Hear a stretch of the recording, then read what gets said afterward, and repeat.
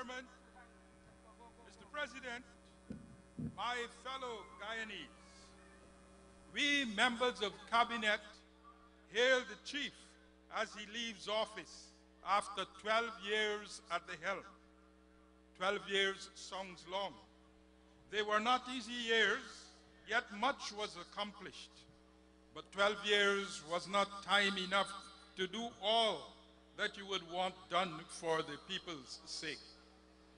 There are some few of us who recall you becoming a member of Cabinet even before in October 1993. Chetty had early seen in you the makings of a great leader for Guyana. And already during that Asian trip of December 93, he deputed you, his young junior Minister of Finance, to divert to Japan for some important negotiations. Many are asking, what has it been like working in Jagdeo's cabinet? Let me say some things that cabinet members have remarked upon. As a young president, our youngest ever, it would have been expected that President Jagdeo would have been full of energy, but his energy is still remarkable. No doubt the many cups of coffee helped staying up and eating and working through many nights. One of the most distinguishing and lasting experiences of us who served in President Jagdeo's cabinet has been the opportunity to observe at close range, to be tested and motivated by, and to learn from the very formidable intellectual and analytical abilities that he brought to the presidency. Not unexpected in matters of economics and finance, but astonishingly so in social and political understandings. His perceptiveness and rigor in analyzing, dissecting, and in integrating issues, envisaging options, anticipating outcomes, and seeing dimensions of a situation that were previously or otherwise unanticipated were truly impressive.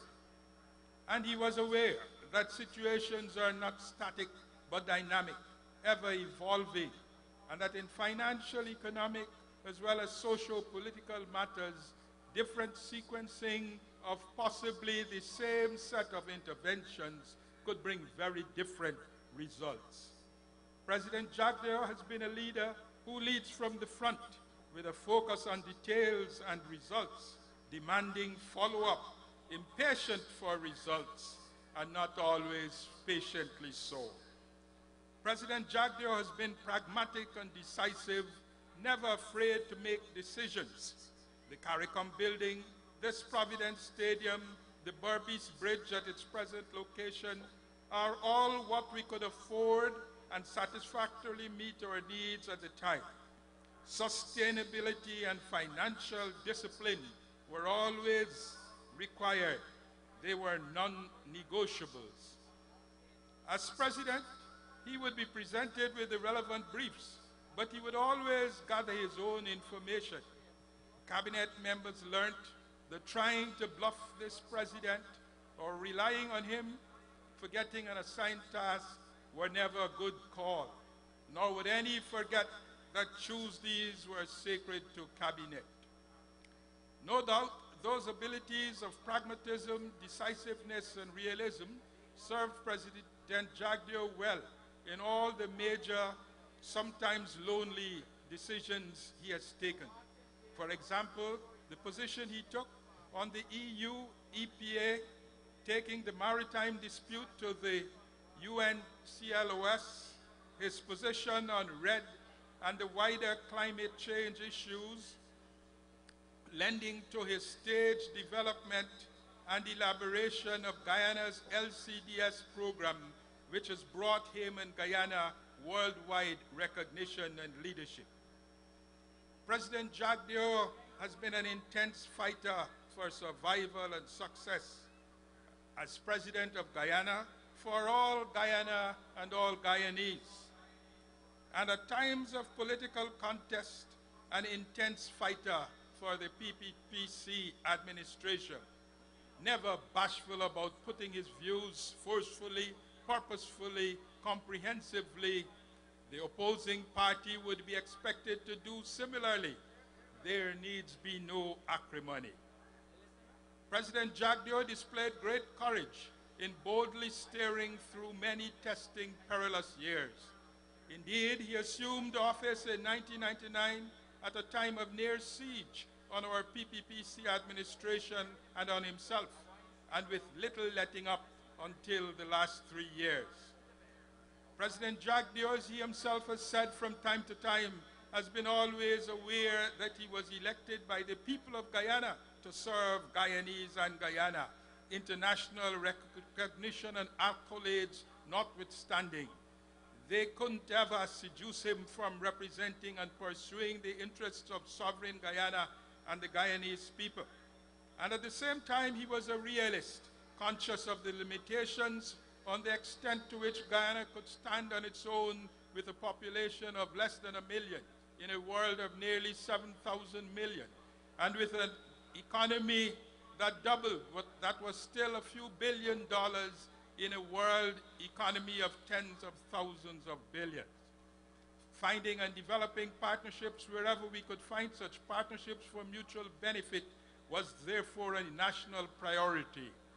Guyana had to move beyond the comfortable moorings of our days from pre-independence and early independence. And independent Guyana had to venture more into the world at large. During his tenure, President Jagdeo has led the way into Rio and UNISUR, opening new doors and deepening our relations with our continental neighbors. He also recognized the need to refashion and transform our old economic activities founded in our colonial days, and to create the new economic activities of this modern world, which would be our own creation. As one who would consider himself a disciple of Chedi, President Jagdeo would have had a focus on people development. For a people developed, bring about further development, embracing each other in a virtuous circle of incremental step-by-step development. President Jagdeo was passionate about creating some amount of improvement in services and opportunities for every member of the populace. Education, health, water, transportation, electricity, safety nets for poor and vulnerable groups, and second and third chances for those who might have missed early opportunities for whatever reasons. As President Jagdeo leaves office, Guyana has had a few years of relative social quiet, and our rate of growth and development is picking up. There are many good things in the offing, which those of us who continue must strive to realize. Mr. President, I've been saying how we saw you. We hope you didn't find it too perplexing to manage us, your cabinet team, nearly 30 Guyanese with our wide-ranging background, personalities and temperaments and ideologies. It must have seemed ordained that whoever they may be, attorney generals and ministers of home affairs, would always cross swords.